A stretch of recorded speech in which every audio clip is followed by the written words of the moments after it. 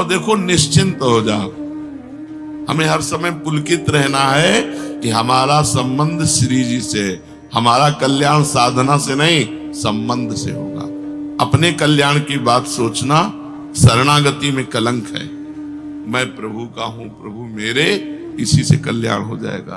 कोई भी त्रुटि ही नहीं मानी जाएगी। कोई त्रुटि, कोई अपराध, कोई पाप उसको भगवत प्राप्ति से नहीं रोक सकता।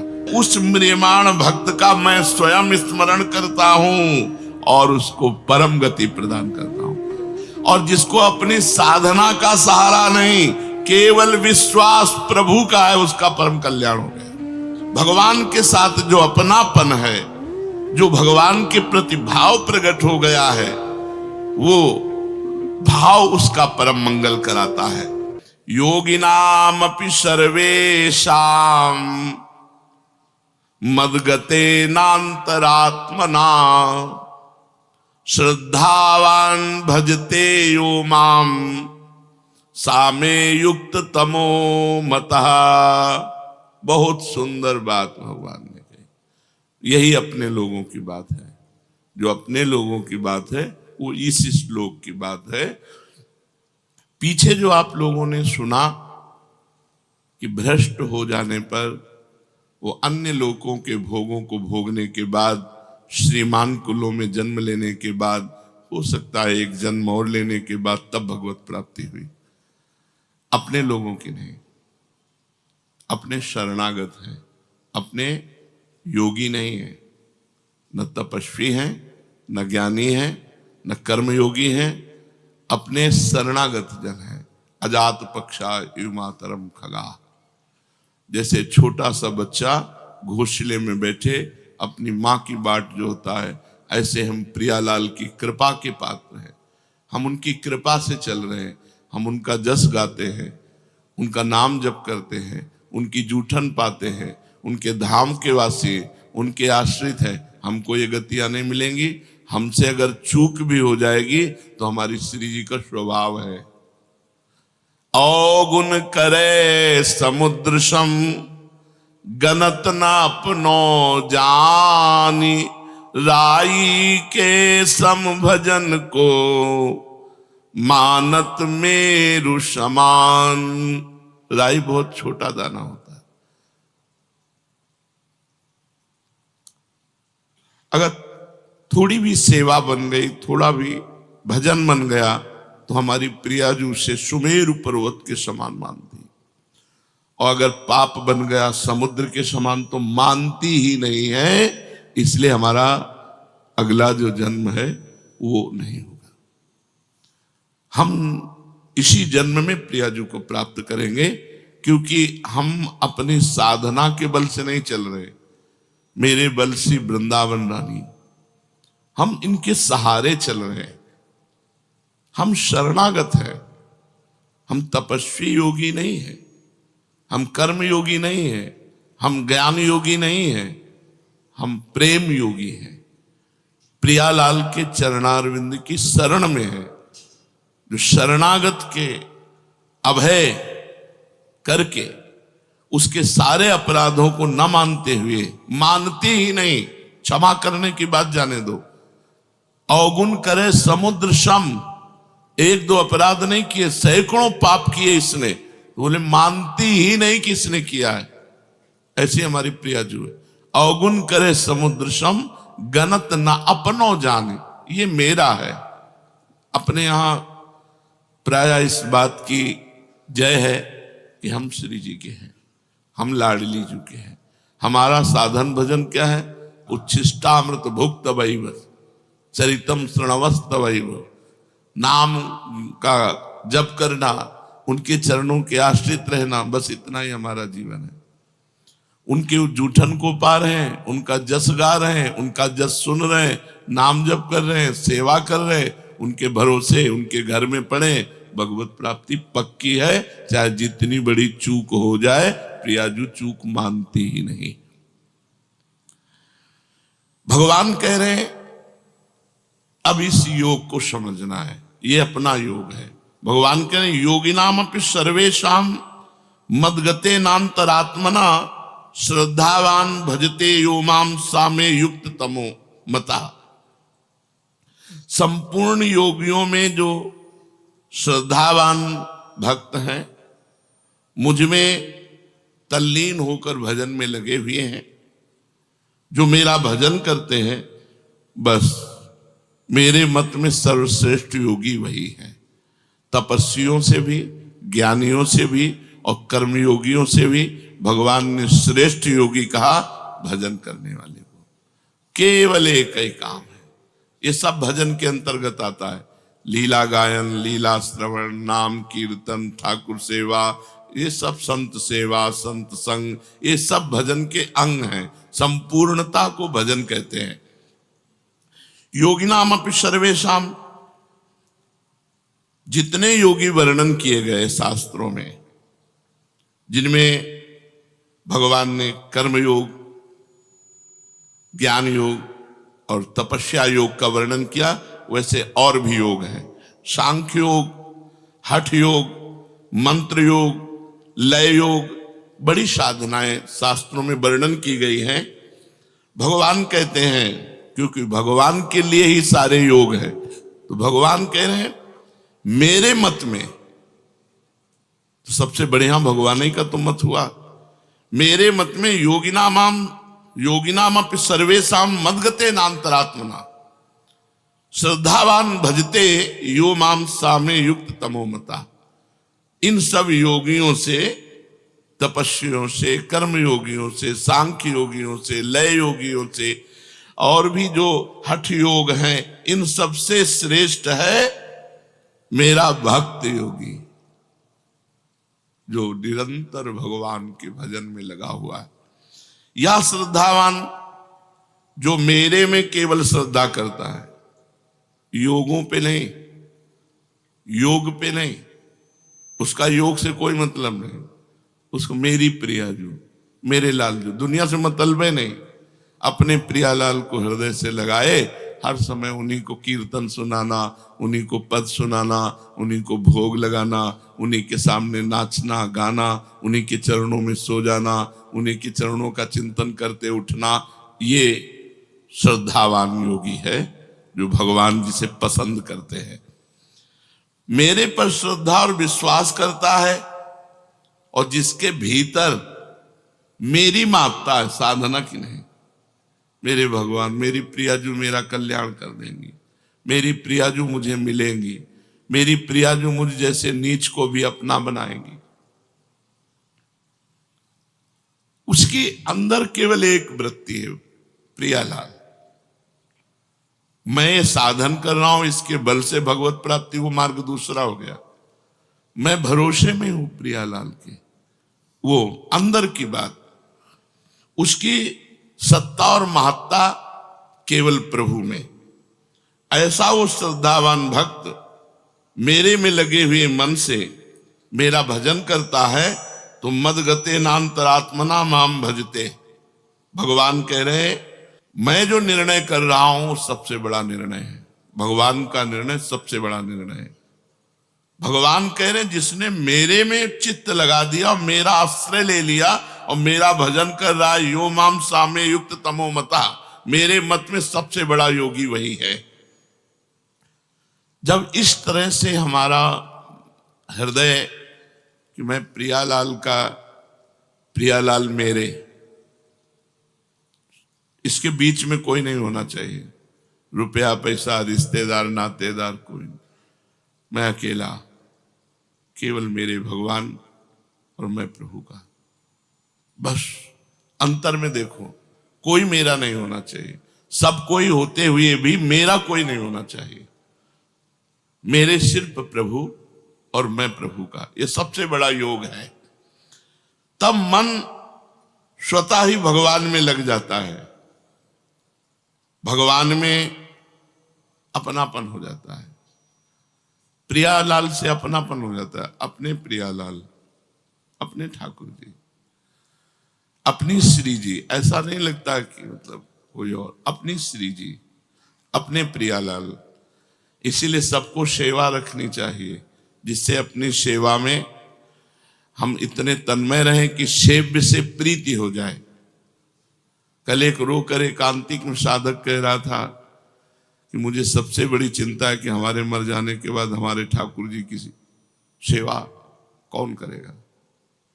बस यही चिंता खाए जा रही। हम कहा यही चिंता तुम्हें प्रभु से मिला देगी। यही चिंता प्रभु के सुख के लिए सोचना कि अभी तो मैं ये कर रहा हूं, और जब मेरा शरीर छूट गया तो मेरे ठाकुर को कौन भोग लगाएगा, कौन पवाएगा, कौन आरती करेगा, कौन शयन कराएगा। ये जो चिंता है ना, यही भगवान प्यार देखते हैं और इसी प्यार से मंगल हो जाता है। उसका स्वाभाविक मन लग जाता है प्रभु में, स्वाभाविक मन।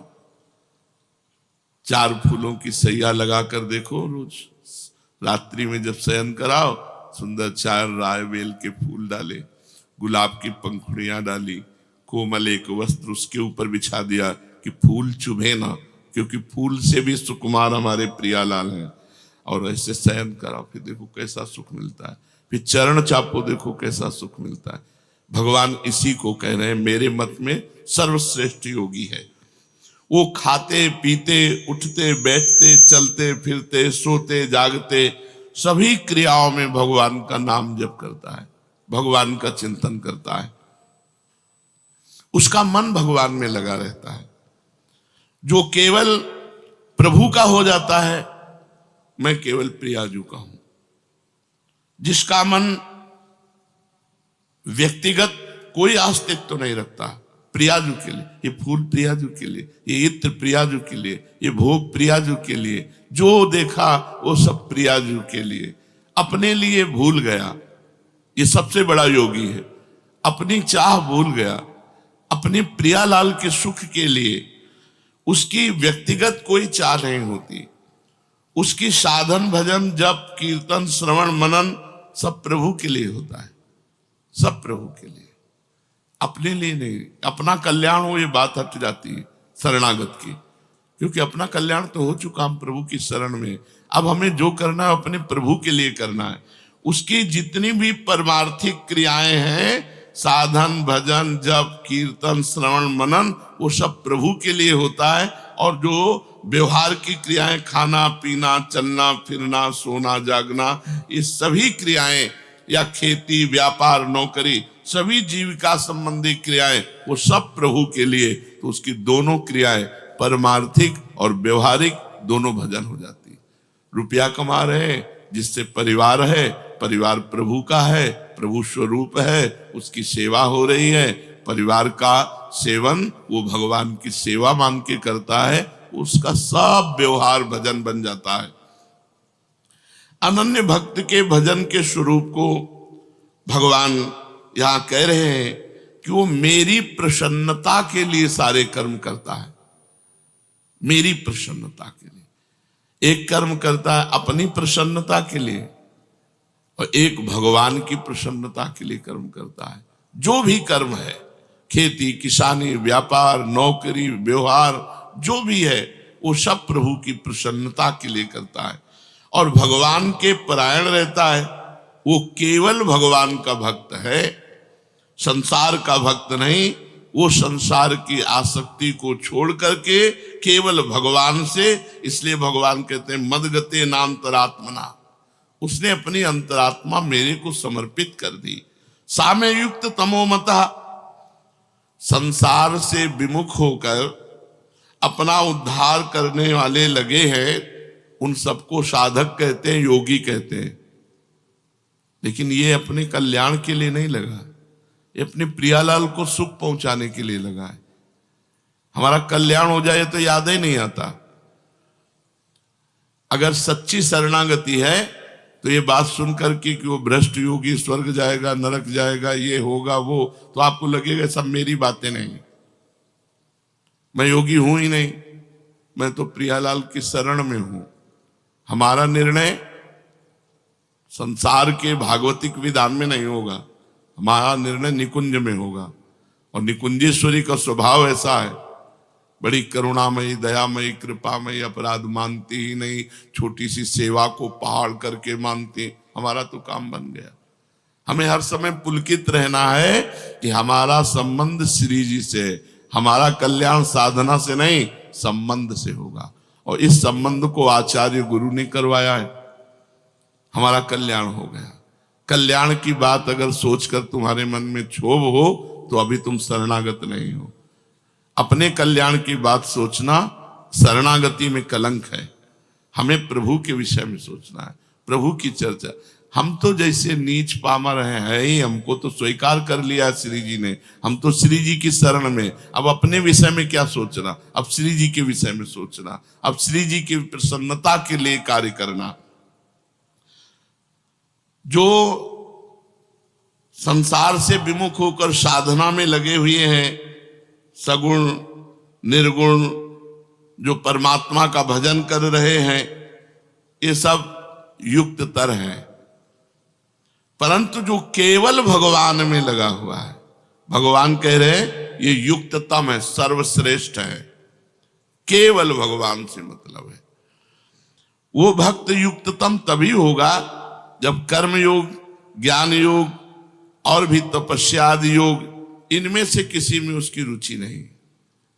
भगवान का नाम जब, भगवान की नाम कीर्तन करना, भगवान की कथा सुनना, भगवान की श्री विग्रह की सेवा करना, भगवान के लिए व्यापार नौकरी करना, उसका सिर्फ मतलब केवल प्रभु से है, किसी योग से नहीं।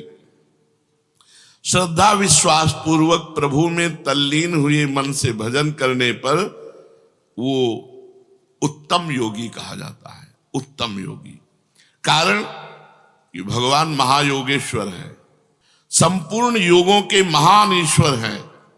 तो जब महायोगेश्वर प्रभु श्री कृष्ण की शरण में हो गए तो अब शरणागत का कौन सा योग बाकी रह गया। शरणागत का बहुत बड़ा संबंध है, मैं प्रभु का हूं, प्रभु मेरे, इसी से कल्याण हो जाएगा। कोई भी त्रुटि ही नहीं मानी जाएगी। कोई त्रुटि, कोई अपराध, कोई पाप उसको भगवत प्राप्ति से नहीं रोक सकता। इसका मतलब ये नहीं कि वो मनमानी आचरण करता है, नहीं, वो तो अपना मन प्रभु में लगा रहा है। अगर कहीं त्रुटि हो गई, अगर कोई गलती हो गई, कोई आसक्ति कर बैठा, तो भगवान उसकी सब इन गलतियों को क्षमा करके मानते ही नहीं और अपनी शरणागति के बल से उसका कल्याण करते हैं। युक्ततम भक्त कभी योग भ्रष्टों की गति में नहीं जाता।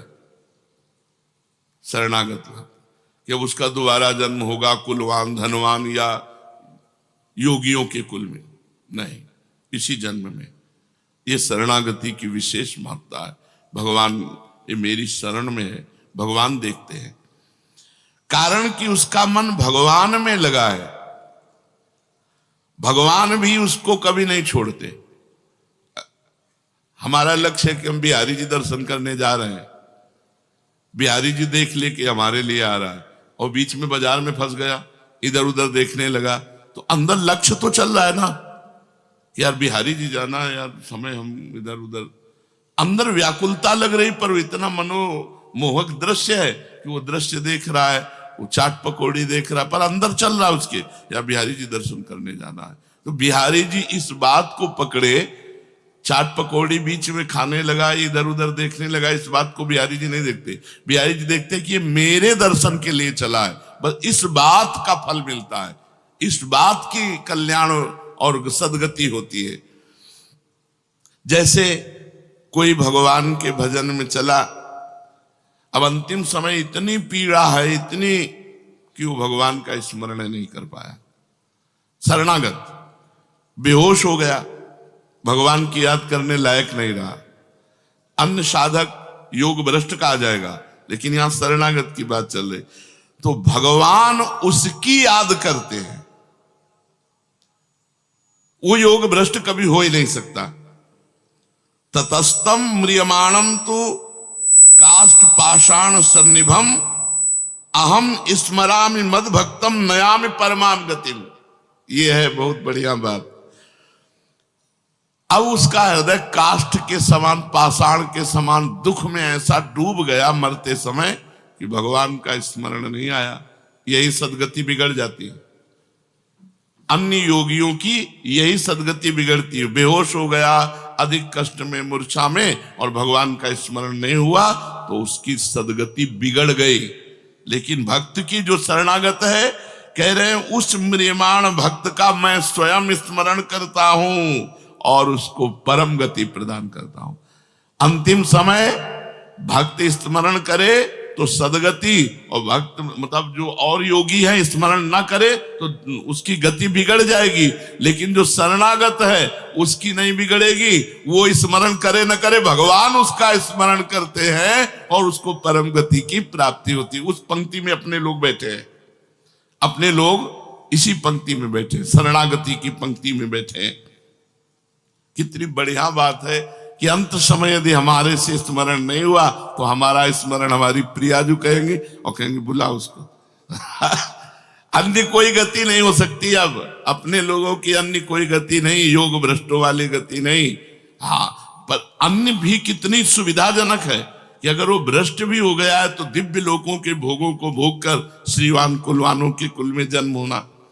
तात्पर्य है कि एक बार जो संसार से विमुख होकर भगवान के सन्मुख हो गया, एक बार भगवान की शरण ले ली, जिसको अपने बल का अभिमान नहीं, जिसको अपने उद्योग प्रयत्न का, बिल्कुल एक एक बात समझते जाओ, अपना कोई बल नहीं कि हम भगवत प्राप्ति कर सके, हमारा कोई उद्योग नहीं है, प्रयत्न नहीं है, हम इतने प्रयत्नशील नहीं कि हम भगवत प्राप्ति कर लें।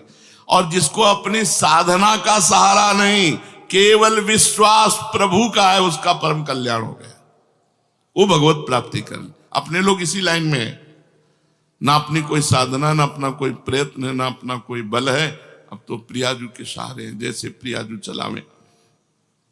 ऐसे भक्त को कभी योग भ्रष्ट नहीं होना पड़ता, क्योंकि वो प्रभु पर निर्भर है, उसके अंतःकरण में भगवान का आश्रय है, साधना का नहीं, प्रयत्न का नहीं, अपने उद्योग प्रयत्न का नहीं, उसे भगवान का भरोसा है, अपने पुरुषार्थ का सहारा नहीं, अपनी साधना पर विश्वास नहीं, उसको भगवान की कृपा पर विश्वास है। इसलिए योग भ्रष्ट उसे कहते हैं जिसे अपनी साधना पर विश्वास है, जिसे अपने प्रयत्न पर विश्वास है, और ये भगवान पर विश्वास करता है शरणागत भक्त। अंतःकरण में भोगों का महत्व होने से प्रभु का ध्यान छूट जाता है, मन संसार में चला जाता है। अगर ऐसे समय में प्राण छूटते हैं तो कोई भी साधक हो उसका संसार में जन्म होगा, उसे योग भ्रष्ट कहते हैं। लेकिन जो भगवान का शरणागत है उसका नहीं, क्योंकि अंतिम समय भगवान उसका स्मरण करते हैं, इसलिए वो योग भ्रष्ट हो ही नहीं सकता, वो भगवत प्राप्ति करे। अपने लोग उसी पंक्ति में बैठे, अपनी साधना इसी बात की है। अगर अपने बल का सहारा विश्वास और अभिमान ना हो और संसार में मन जाए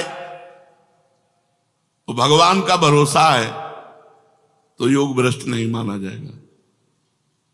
फिर सुन लो इस बात को, अपने साधन का, प्रयत्न का भरोसा नहीं है, भरोसा प्रभु का है, प्रियाजू का।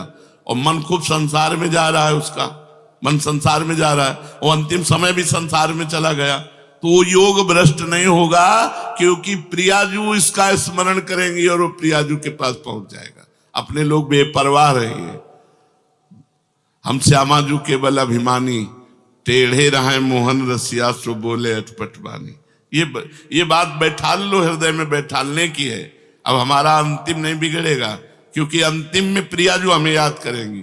जीवन में जितना बनता है हम श्यामा प्यारी रट रहे हैं, और जब हम रटने लायक नहीं रहेंगे तब श्यामा प्यारी हमारी स्मृति करेंगी और हमारा मंगल हो जाएगा।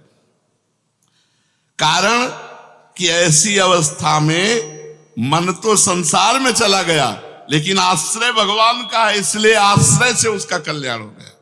उसने साधना का आश्रय नहीं लिया था, उसने प्रभु का। ये बहुत मीठी बात है, बहुत अमृतमयी बात है, क्योंकि उस समय हमारे बस की बात नहीं रहती।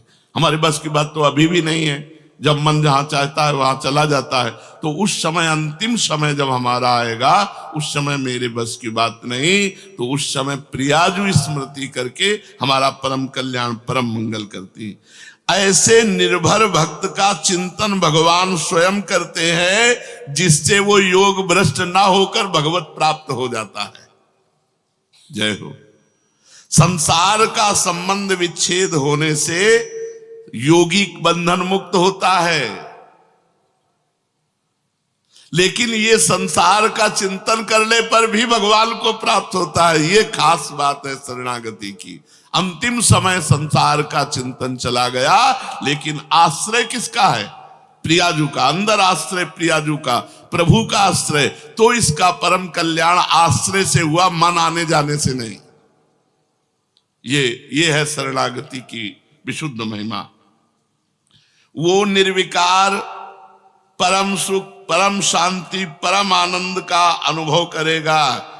उसकी पूर्णता में कभी कोई कमी नहीं हो सकती, क्योंकि अंतरात्मा से उसने प्रभु का आश्रय लिया है। ये भगवान जो ये कह रहे हैं, मदगतेर अंतरात्मा, जिसने अंदर से मेरा आश्रय ले लिया, इसी तभी हमने कई बार सत्संग में कहा है, भगवत प्राप्ति आश्रय से होती है। अंदर का जो आश्रय है वो भगवान देखते हैं। भगवान के साथ जो अपनापन है, जो भगवान के प्रति भाव प्रकट हो गया है, वो भाव उसका परम मंगल कराता है। तो भगवान तपस्वियों से भी अधिक योगी, ज्ञानियों से भी अधिक योगी और कर्मयोगियों से भी अधिक योगी बताया किसको? जो निरंतर भगवान के भजन में डूबा हुआ है, जिसका आश्रय केवल श्री भगवान है, अन्य कोई है ही नहीं। भगवान कह रहे, मय्यासक्त मनाः पार्थ योगम युञ्जन मदाश्रयः असंशयं समग्रं मां यथा ज्ञास्यसि तच्छृणु। हे पृथानंदन, मुझ में आसक्त मन वाला, अगर नहीं हो पाया आसक्त मन वाला, तो मदाश्रया, मेरे आश्रित, जो इसका अभ्यास करता है,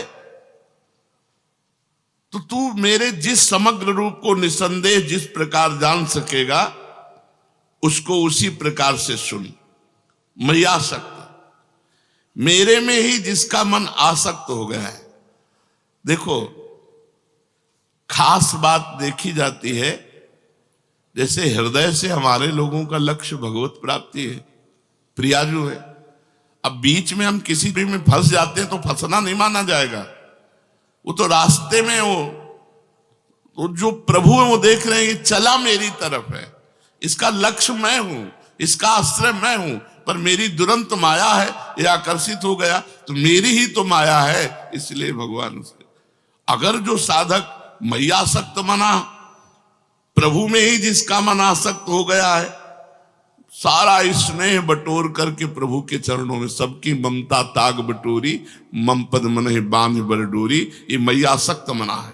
माता पिता भाई बंधु रिश्ते नाते, यहां तक कि अपने शरीर की भी ममता का त्याग करके केवल प्रभु के चरणों में, उसे मय्यासक्त मना कहते हैं। चिपक गया मन प्रभु में, स्वाभाविक प्रभु में मन लग गया, तो उसको भजन तो करना नहीं पड़ता, स्वाभाविक भजन होता है, क्योंकि उसकी आसक्ति प्रभु में हो गई है।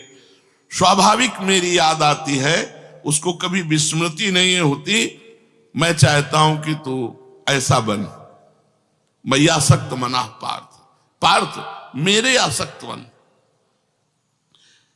उत्पत्ति विनाशशील वस्तुओं का शब्द स्पर्श रूप रस गंध का आकर्षण तभी मिटेगा जब मय्यासक्त मना होगा, जिसका मन प्रभु में आसावई मना कृष्ण पदारविंदयो, जिसका इस लोक में शरीर के आराम, आदर सत्कार और नाम बड़ाई की, स्वर्ग आदि परलोक के भोगों की किंचन मात्र कोई प्रियता नहीं रह गई है।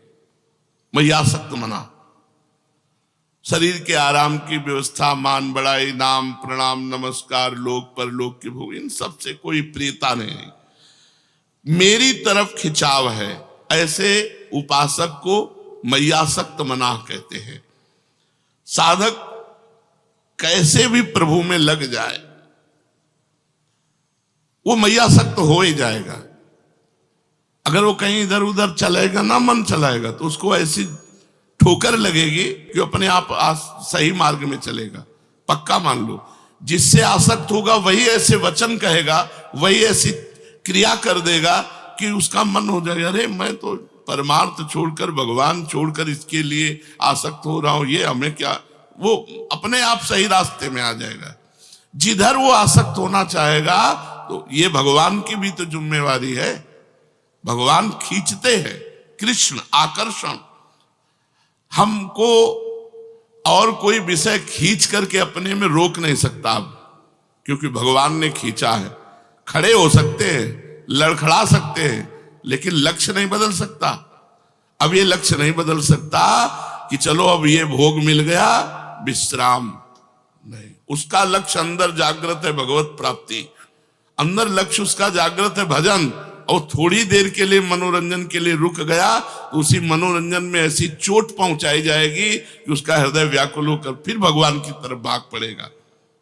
और देखो, निश्चिंत हो जाओ, हम लोग प्रियालाल की शरण में हैं। बस इतनी चिंता करने की बात है कि उनका भजन न छूटे, उनका आश्रय न छूटे, किसी व्यक्ति का आश्रय न हो जाए, कि कहीं धन का आश्रय न हो जाए, कहीं साधना का आश्रय न हो। सर्वेषु साधन वरेषु चिरम निराशा, तो वर्षंत में सहजाद्भुत शोक की धाराम श्री राधिका चरण रेणु महाम स्मरामि। अपने को नरक स्वर्ग की कोई चिंता नहीं है, अपने को बस चिंता श्री जी की सेवा की रहनी चाहिए। और भजन साधन जो दिनचर्या है, ऐसे मार्ग में लगे हो कि अंतिम समय वो हमारा स्मरण करके ले जाएंगे। हमारी जिम्मेवारी नहीं है, हमारी जिम्मेवारी नहीं। जैसे अंतिम समय हर योगी को मन को संभाल कर परमात्मा में लगाना होगा, अगर नहीं लगाए तो भ्रष्ट हो जाओगे। लेकिन अपने लोगों को ये भी बात नहीं, मन संसार में चला गया तो प्रिया जो है ना हमारी, वो हमारा स्मरण करेंगी और अपने पास बुला लेंगे। श्री राधा वल्लभ लाल की।